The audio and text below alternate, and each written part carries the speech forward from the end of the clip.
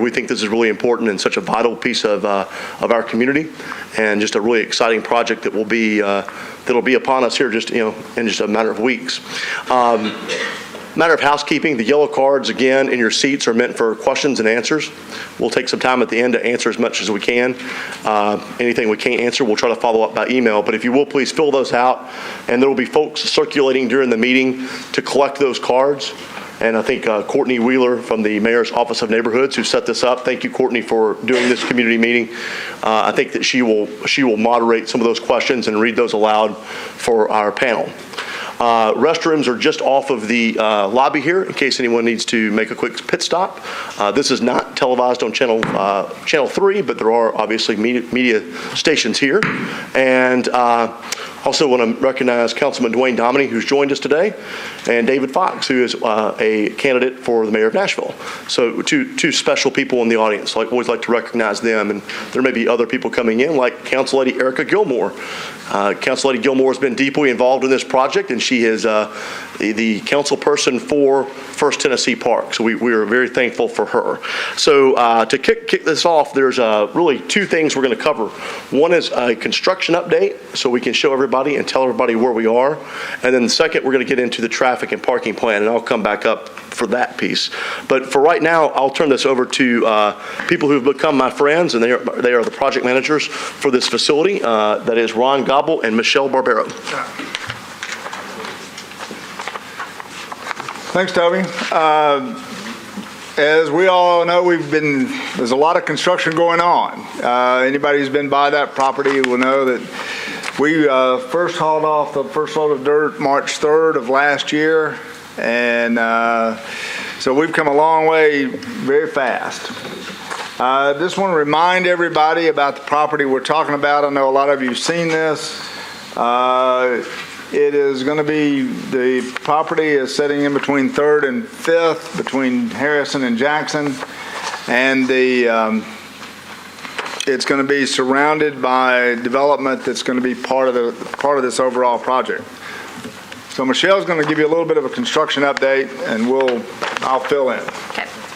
I'm sure you're all really excited to hear exactly what's going on. Has everyone driven by the ballpark site? I mean, is that kind of a regular thing to see?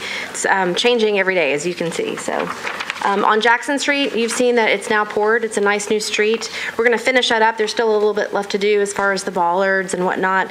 But you'll see it's a nice new, two-way street with on-street parking on the ballpark side. Here on that side right there along the ceremonial entrance. The stadium seating, I'm sure you've seen that go in. That's probably, I would say, roughly in the 60% complete or so phase. That's happening very quickly. And we've got, seating up here in the club area, then of course all around the bowl. So we're finishing that up the next couple weeks. On the inside, this is what you don't see. We've got a ton of work happening. All the finishes, the carpeting, the suites are in. This is actually one of the suites on the club level. So you can see the carpets are done, the cabinets in. It's really close to being finished. So that's a good sign. That's something you don't see when you drive by. Also, the club level bar and the lounge. We're just finishing up the finishes there. A little bit of ceiling tile that is left to put in, but for the most part, that's going very quickly. So. Really what we're focusing on also is just the interior rooms. You can see here the kitchen commissary, that's all of the, that's where all of our hot dogs are going to come from. I'm really excited to see what that's going to look like. Yeah, we're 31 days out, so we're all worried about it. We're going to have a hot dog, we're going to have beer, and the answer is yes. Yes, we are. And then, of course, the offices and the admin areas. The construction team may be the first customers on that. We've got to try it out for y'all. Yeah. It's quality control. You're welcome for that. The play field, that's actually going to come in later this week. You'll start to see the sod go in. You've seen the sand and the clay around the field right here. I believe later Thursday this week, you'll see the sod start to go in. Of course, that scoreboard, I know you all have seen that. Even on Sunday, the First Tennessee Park sign was put in, and this afternoon this morning, one of the tuning pegs was in. So that's constantly changing. That's moving very, very quickly. They're also going to put a border around the end just to kind of smooth it out and make it look like a guitar a little bit better than it does. So things that are happening in the next 31 days. A lot, yes, but we're moving quickly. So we're going to be finishing all of the floors, the ceiling tile, finishing paint. Those are items that are happening. Finishing up our outfield concessions. That's really where the focus is in the outfield. There's a concessions building, a bar, and then of course the plaza down there. So that's something that we're really focusing on. You can kind of see underneath the scoreboard down here, that's where the plaza is going to be. So that's going to be a fun area to hang out for sure. Do you want to take this? Yeah, I think the main thing is we'll be talking more about traffic plans. You want me to go ahead I'm supposed to go ahead and talk about it. Go ahead. 3rd Avenue is going to be, where's the pointer? 3rd Avenue, if you can see it, is going to become I'm going to keep going. two-way right up through here, up to Harrison Street. The last section, the traffic plan calls for it to go two-way. The last section, which is going to be at the CSX Railroad crossing, will not be done in time for the opening, but it will be done soon after. And 4th Avenue will be turned two-way. These are shots that were done over the last month. That was December. That's what it looked like then. January, February, March. And that's where we are right now. And that's where we were about 3 weeks ago. A lot of snow, a lot of ice, and a lot of bad weather. Could not have been at the worst possible time, but it did come in. We're working around that right now. So while we've been working 7 days a week, that's really stepping up. We're going to be testing the lighting in a week or so. They're going to run first for 10 hours. And then as they start pointing it and aiming at it, it's going to run for about 100 hours in one stretch. So you'll be seeing the lights on as well. So that's, Toby, that's pretty much an overview of where we stand. Do you want to talk about what to? Oh, yeah, one more thing. Excuse me, I'm sorry about that. I do want to remind everybody that the state garage will still be under construction. The state is anticipating that being finished in October. The area to the north of the property is the Embry development. You can see their parking garage is going in. It's going to be finished in about a year. And then the other areas along 3rd Avenue, there'll be more construction, and it should be starting in the next few months. So the building, even though the property is going to be, the ballpark's going to be finished April 16th, playing ball on the 17th at 7:05. And we're going to be done a day early. Even though that's going to be the case, there'll be a lot of construction still going on around it for the next year or so. That's it? That's it. Okay. Thank you, Ron. Thank you, Michelle. So I know one of the pieces that's been talked about and discussed quite a bit is traffic and parking concerns, which is obviously always a concern for any new project that's around town. I thought before we have a bunch of experts who have worked on this plan, we called together several metro departments, outside consultants, people for the ballpark team. So we'll be hearing from some of them, but I wanted to just provide a little bit of context and kind of a little bit of overlay on the parking situation. So if anybody went to Greer season last year, there were only 1,500 parking places at Greer Stadium. Okay, 1,500, and they were $5 a piece. Okay. What we've identified here is a parking plan where we have 6,000 parking places. Again, that's 6,000 parking places within a half-mile walk of the ballpark. And that is nothing above Jefferson Street, and that is nothing in the downtown core. So if you're looking in this map, it's just the immediate vicinity around the ballpark. One of the things that the mayor was really important to him was providing as much free parking as possible, and so we've done that. We have about 1,900 free spaces that are largely along Rosa L. Parks. Okay? The central piece of this, we think, is the Downtown Partnership's garage at the Metro Courthouse. It's indicated here in red. So again, $5 at Greer Stadium. It's going to be $5 here at this courthouse, and you get a free shuttle that takes you from the courthouse, which is right here on the James Robertson Parkway. It's right there at the bridge near the police department. And it will drop you off at the central drop-off point at 5th and Harrison. Okay? The other thing that I think is really excited about this plan are these two transit lines. These two transit lines are currently running today. You could hop on these in downtown, or in the Gulch, and they will take you to Bicentennial Mall and Farmers Market. They already do that today. The great thing on a ballpark game day is it will also drop you off at 5th and Harrison. So if you happen to work downtown in your law firm or whatever your business in, if you're a visitor to downtown, if you're a conventionaire, if you're at a hotel downtown, these two transit lines run all the way into downtown and all the way over into the Gulch. So as you can see, we pick up a lot more parking, right? What we anticipate, and this is a round number, but a complete sellout ball game, if we pack the ballpark out, we're going to need about 4,500 spaces. Again, we have 6,000. We're confident that this will work, okay?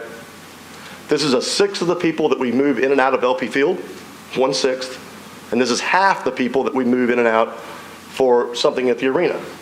And those are two facilities that we control and we manage. We work closely with the special events folks at MNPD to do that. So that's just a little bit of context around this, and we're going to let each person kind of do this. And we'll start with our critical partner who does a lot of our transportation and shuttle parking, and that's Tom Turner with the Downtown Partnership. We'll let him talk about his piece of this and the Metro Courthouse Garage and shuttle. And speakers, you can just hit the little button here that says speak, and it should work. Thank you, Toby. Just on the parking that Toby mentioned at the historic courthouse, it's a parking garage there. It has entrances on James Robertson Parkway and on Gay Street. It's going to be $5 to park. There's a free shuttle, and be about 800 parking spaces there. Shuttles are going to run every 10 minutes. They'll start 90 minutes before the game. The gates open 90 minutes before the game, and they'll run a half hour after the game runs. And they'll be, if you need to leave during the game, like you ever would, but if you need to, the shuttle will be there to take you back to the garage as well.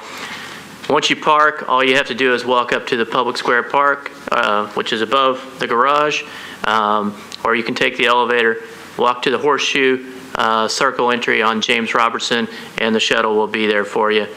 There's more information at Nashville, Park it Downtown /Sounds, Park it Downtown /Sounds. That website already gets about 800,000 hits a year, and if you Google Park Downtown Nashville Sounds right now, the first 4 sites that come up are minor league baseball site for the Sounds, 2 Park it Downtown sites, and then First Tennessee Park. So if anybody Googles it, that's what's going to come up, and it'll take them right there. The one thing you won't see on our map here is we don't identify all the paid parking lots. We just couldn't, the government side of things, we just couldn't get all that detail in there. The good thing is, Tom's group, if you go to that website, it will list all the additional paid parking lots that maybe businesses or churches or whatever will be supplying in the area, and that'll be housed on that website. That's right. Our next speaker will be Steve Bland. He's the CEO of Nashville's MTA, and he is the critical partner who provides the circulator transit service. Thanks, Toby. Just a couple points on transit service. Toby highlighted the Music City Circuit, which is downtown Nashville's free circulator. Both the blue and the green circuit routes will be serving First Tennessee Park, so we're anxious to see folks use that. Far reach, as he mentioned, down to all sections of downtown Nashville and close by areas like the Gulch. In addition, I would also highlight that within the half-mile radius of the ballpark that Toby mentioned is our Music City Central downtown transit station. It is the main hub for MTA's network. About 46 of our routes begin or end at Music City Central, so we're also encouraging folks coming in from the neighborhoods of Nashville, especially on a nice pleasant evening to walk like tonight would be. A great way to do it is ride into the downtown transit hub and walk from there, but certainly Music City Circuit will be a key connection, as will Music City Central and the entire MTA transit network. So looking forward to working with the Sounds and the Sports Authority on getting a real successful kickoff season. Thanks, Stephen. Roy is with Metro Public Works, and he works on street closures and all sorts of things. So, Roy, you want to? I guess we're just going to work. We're working with the police and trying to keep the routes that we selected open with construction minimized so that we can get people in and out of the game. So I'll let you to the police on that part. Roy helps direct our special events in Nashville, along with Lieutenant Corman with MNPD. Thank you, Toby. The police department has been involved in this process since the very beginning. The MMPD is committed to assisting with traffic endeavors, whether it be pedestrian or motorist. The officers, you'll see them just like you would at LP Field or the Bridgestone Arena. They'll be staffed with special event folks, officers. And basically our primary mission is to make sure there's a sense of pedestrian safety and also some efficient traffic movement in the intersections. We know that this is new. We're going to be analyzing it for the first couple of weeks to make sure that the plan is adequate and make adjustments when necessary. Fantastic. Bob Murphy is a consultant with Metro. He works closely with Public Works, and he's also been a consultant on this project. Bob runs RPM, which is a traffic and kind of parking firm here in town. Thank you, Toby. As Toby mentioned, we've worked on this project early on, and we completed a traffic study that looked at how to best accommodate the projected traffic from the ballpark, and then have worked with the team in developing the designs to accommodate the traffic. So a lot of the traffic and parking plan has been discussed, and I'll just be available to answer any questions that come up related to that. And then just a few final questions before we recognize the sounds, or a few more points about the plan. One of the things that we wanted to do also was we included greenways. That's an important aspect to our city and something that we certainly want to promote. There's a greenway that kind of flows from the farmers market over, and then there's a greenway along the river. The other thing is the downtown has plenty of bicycles. I don't know if anybody's done this yet. My wife and I have done this several times and really like it. But there are B-cycle stations that will be located right here by the ballpark. So you could pick up the B-cycle anywhere in town where there's a station, and you could drop it off here before the game and take it home after the game if you wish. So those are a couple other features of the plan. This plan is housed at the Sports Authority website. It's on the Nashville Sounds website. So those are some fantastic resources. I've got some of these websites we have up in different places. The other piece is ADA. We had several questions about ADA. So this purple parking lot here at the corner of 5th and Harrison is an ADA parking lot. It's a first come, first served parking lot. If you have the proper credentials, that will be a staffed lot. So we have ADA parking in all the lots, obviously, but this is one that we're dedicating specifically for the purposes of the ballpark. So I think with that, we've covered quite a few of the features of this plan and kind of the moving parts and pieces. We've been discussing this now since Thanksgiving. Internally, we rolled this out at my Sports Authority meeting about 3 weeks ago. You can go on my website and watch that meeting and the discussion around that. That will also be circulating on Channel 3 quite often. So it'll be similar information to what you've heard here today. And I think with that, we'll turn it over to Doug Scopel with the Nashville Sounds just to give a few comments from the team. Sure. Doug? Thanks, Toby. It's really important to us. Thank you all for being here. It's important to us, in the next month before we open up, to continue to communicate all this information. All the folks at this table have a lot of expertise in everything we've put into this plan. We've had a lot of meetings about this. It's important to us as we deliver a first-class fan experience. It starts with getting to and getting away from the ballpark. Obviously, once you're in the ballpark, we want you to have a great time, but we want you to have an easy, smooth time getting there. That's important to us as part of this experience. It's going to be one of the top ballparks in the minor leagues, and we want this part of the experience to coincide with that. As Lieutenant Corman said, this is something that's going to continue to evolve, and we're going to continue to communicate. This is an area of town that people haven't been going to for events. So we're doing the best we can to educate on the front end and give you lots of options. At Greer, for those of you that joined us out there, it was basically one way in, one way out. This location offers a lot of different options, and we're excited about that. And we're going to continue to communicate to our fans and the general public through our website, through email newsletters, through social media, through communication with some of our ticket holders. That's going to continue to go on and on as we get closer, as we lead up to our April 17th opener.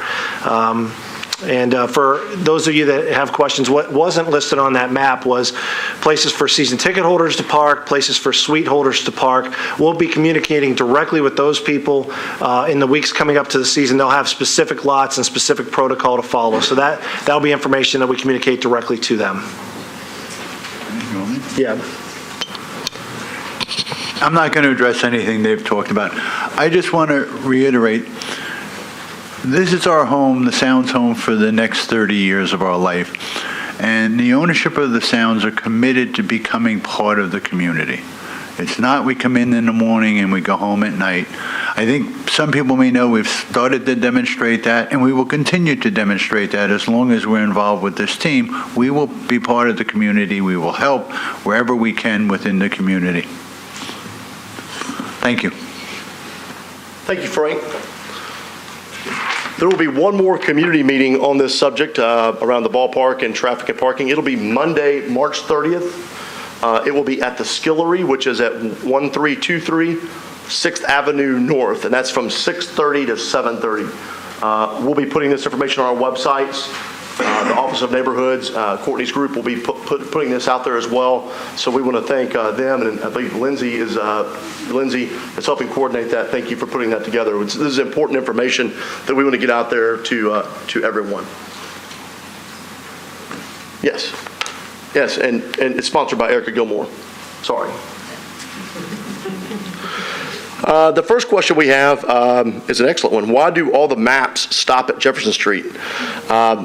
Good question. We had a lot of conversation about this, and it's a pretty simple answer. We didn't want to actively promote any parking north of Jefferson Street. We want to keep people out of those neighborhoods. That's something that we committed to do. I believe we were at a community meeting at the Goodwill over a year ago, and we committed to that, and that's why we don't really advertise anything north of Jefferson. We recognize there's parking concerns and businesses and houses up there, and we don't want to push that. And that's why our traffic count has always been for the area south of Jefferson Street. So it's a good question. The next question is, how are you keeping ballpark fans from parking north of Jefferson? Well, we're going to have plenty of maps out and people responding to this. Anybody else at MNPD or Roy? Keeping people from parking north of Jefferson Street. Well, I guess that we're going to encourage the parking by the maps. Technically, it's legal to park in Germantown on the other side of Jefferson Street in those areas, so we can't really stop people from parking there, but we're trying to encourage them. There's plenty of parking in the other spots, so hopefully by showing people where the easiest way to get in and out of the park, that will keep them from taking up the resident parking. Yeah, but not as involved with that. I know that on the Titans game days, we used to live over that way, they'll have police that specifically direct people away from the residential streets. Would that be something that would maybe be considered if the residents of Germantown and Salemtown do have a heavy impact of parking? Well, I would say that the police department, we're not going to be actively telling people where they cannot park unless it's illegal to park there. There will be police officers all along Jefferson Street to help traffic move and also to assist those asking where to park. The officers will be instructed to give the suggestion to park south of Jefferson Street, was where we want the parking to be designed. It's a better, easier walking distance. It's not as crowded. It's easier ingress and egress. So the officers will be there. There'll be a lieutenant, 2 sergeants, and almost 18 or 20 officers there to facilitate this need. And then, of course, we'll adjust that as we need to. If there needs to be more, or if we can do with less, we'll do it. Great, thank you. Mm-hmm. What are the total number of parking places? 6,000. Someone asked about bike parking, how many spaces will be available. I'm not exactly sure if we know the count, but we know there will be bike racks along the Greenway on both the 3rd and 5th Avenue side, and there will also be bike racks up at Jackson Street, which is the home plate entrance. Anybody have any? We don't know how many exact number of bike parking places there are. Since the ballpark is on a greenway in the downtown core, what has been done to encourage biking to the events? Well, we've kind of answered that. We're trying to promote that with our various options of transit. Sorry, some of these are kind of identical questions. In the spring and fall, there are many 5K races visiting or using James Robertson Parkway and Bicentennial Mall. Many streets are closed in connection with these races. will there be coordination between these events and Sounds games? I'm unfamiliar with some of these races, but I think that the team and the Sports Authority and the special events folks will be working on that. Again, Public Works and the Police Department work hand in hand when it comes to special events, and a parade is a 5K run. They'll need permits. Anybody submitting to engage in such activity will need to, one, get a permit from Public Works to close those roads, and two, a parade permit from the Police Department. Now, when someone asks to close a road or several roads or a neighborhood area to conduct these 5K runs, they have to come to our committee, Special Events Committee, and we look at it, and we're very considerate of all businesses, residents, et cetera. We have to, and rightfully so, we can't have a parade at the same time as a baseball game. It just won't work. I hope that answers your question. If not, someone can follow up with that.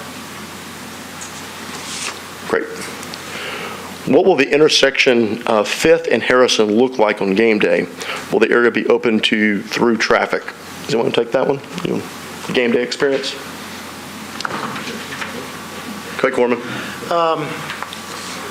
As you can see, when they had the route up there for the circulators, as well as that is part of the route from the parking garage on James Robinson Parkway. The flow of those buses will be going from 7th to 5th. The drop-off is at 5th, and then the traffic will be permitted to travel south. Right now, we are considering closing just the northbound lanes of 5th between Harrison and Jefferson to maximize pedestrian walkway space and keep it safe for the pedestrians. Next question is, what is the total number of seats in the ballpark? Doug? Sure. We'll have about 10,000 capacity, which is similar to Greer, actually slightly smaller than Greer Stadium. How is this plan expected to change or evolve in the 2016 season? Well, the good thing for 2016 is we'll have a 1,000-car parking garage attached directly to the ballpark. So that will facilitate a significant amount of the traffic, and obviously people want to park there because it's the most convenient option. All you have to do is cross the Greenway Plaza and you can go into the facility. But we will continue to work through this and make tweaks to this plan and try our best to keep some pre-parking options out there. The 15th Avenue Baptist Church has 500 parking spaces available, which is 4 blocks from First Tennessee Park. We'll make sure that Mr. Turner has that for his website. Here's these two. Pardon me? We'll look into that. I'm sorry. I'm unfamiliar with the church's location. I'm just reading the cards. I was told to read every one of them. What percentage of cars do your studies say will take the, Kelly Miller Smith, okay, I'm sorry, bridge? Have we studied that, the Kelly Miller Smith bridge? That's Jefferson Street Bridge. Kelly Miller Smith Bridge. Right. Well, it's correct. It's where Jefferson Street is, just for reference. Correct. Yeah.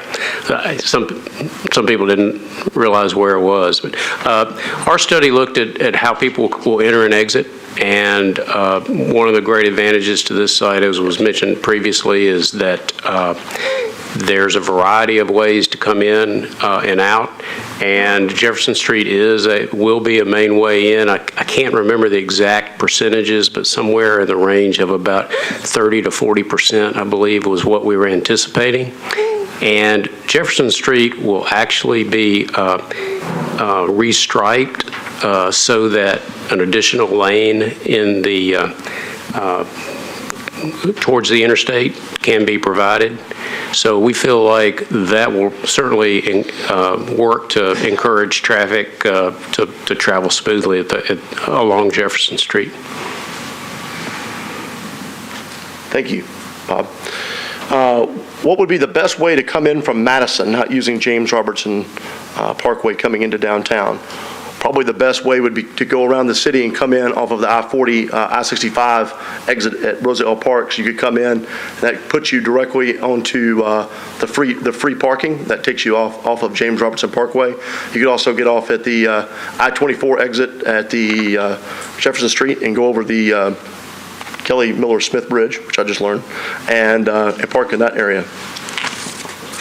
You show directions showing from I-65 and I-24. Will there be signs directing people past the neighborhoods?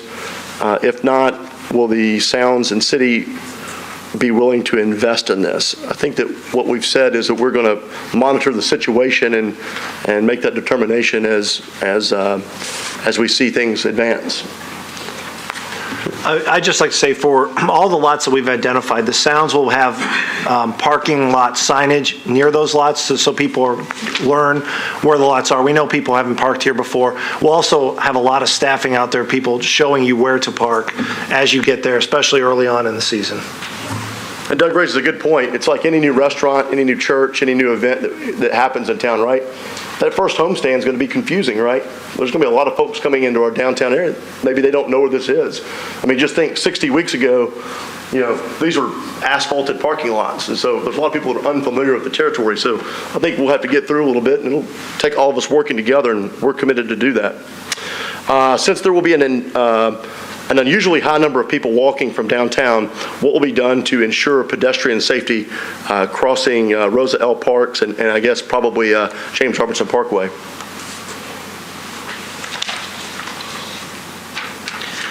Yeah, the plan that we have together with Public Works designated that as one of the intersections that we anticipate pretty good flow of pedestrian traffic. So there'll be officers there during the ingress and during the egress, which is before the game, then after the game. During the game, when there's little pedestrian traffic, we plan to utilize those officers in all the parking lots, whether they be state-owned or metro-owned or privately owned, to keep down potential car brokers. I think Doug has some. Yeah, I'd just like to add to that. In addition to what the Metro Police are doing, which we're very appreciative of, the Sounds will have staff that we'll have out around the lots and helping pedestrians get in and with directions too. So it's a combined workforce there that'll be out there to help everybody and make sure it's a safe, smooth operation. The next question comes in and says, are you considering making 3rd Avenue North south of Jefferson 2 ways on game days to make the traffic flow smoother? To make 3rd Avenue North south of Jefferson 2 ways on game day. Yes, it's going to be converted to 2-way for full time. So that will be one of the changes. And as Ron Gobble had mentioned, initially there will be one segment by the CSX Railroad that will be retained as 1-way. That will be modified to be 2-way so that the entire street will be 2-way. And we're just waiting for the for approval and installation of a crossing gate at that railroad for that to happen. Hey, Toby, I was going to say one thing. The gate's not there now because it's from the opposite direction. But one thing you need to remember is that we're working with the police to evaluate how this is working. And if we change things every week, then we don't get a good feel for how things are working. So we need to kind of stick with the plan a little bit to evaluate it to make sure it's okay. Plus, there's a lot of variability because there's some night games, there's some day games, there's weekends and during the week. So with all that, we have to kind of weigh out how it's working first, and certainly feedback will help. But people will get used to how to get to the game, and then if we encourage them to go to the spots, I think it'll work well for the community as well as for the ballpark folks. Is there a plan for coordinating traffic and parking with other large events? An example would be CMA Fest or Live on the Green, and we do that. We have a special events committee. The Sports Authority puts publications out on some of those events at LP Field in the arena. You guys obviously reach out to media outlets and contact folks. Any other comments on that? Well, I'll just comment. We also have construction because we're blessed with a lot of growth. So we have construction. We also have events that are going on as well. So we try to coordinate all of those things together so that we don't close anybody off. So just bear in mind that we're trying to work everything together. And like I said, we have a lot of growth as everybody sees. The next question concerns the farmer's market. Will parking at the farmer's market affect farmer market business? And I probably can answer that one. I've talked to Tasha today from the farmer's market, and we're working on that. I know that she has some plans to stay open at night with the restaurants, and I think that they're hoping for an uptick in business because folks coming and going. So we're going to monitor that situation with Tasha and hopefully not be terribly disruptive to folks who do want to come or go. Has widening Jefferson Street been discussed? If so, where would the road widen? I don't think that we've to that. As far as actually widening the curb, we're not going to be widening the curb, but we're able to restripe the street to get an additional lane, and there will be a minor widening done at the intersection at 3rd and Jefferson in order to make that happen. But we can get an additional lane, as I mentioned, without moving the curb, but just through restriping.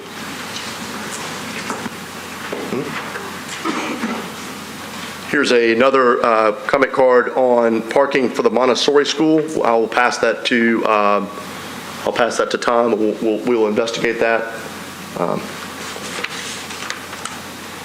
What is projected to be the average game attendance, and how many games are on the schedule?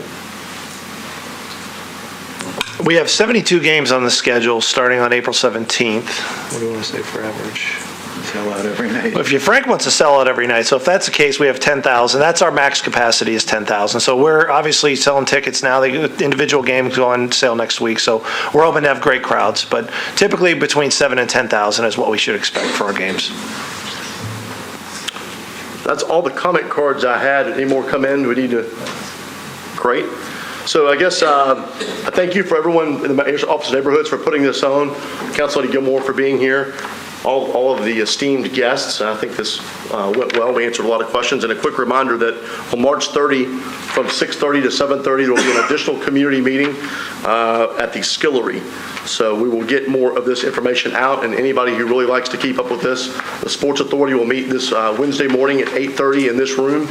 And there will be some additional updates to the construction pieces and all sorts of other sports news. And I'm sure that if you have individual questions for some of us, we'll, I'm sure, stick around and be happy to try to field those as best as we can. Thank you all for coming tonight. Be safe going home.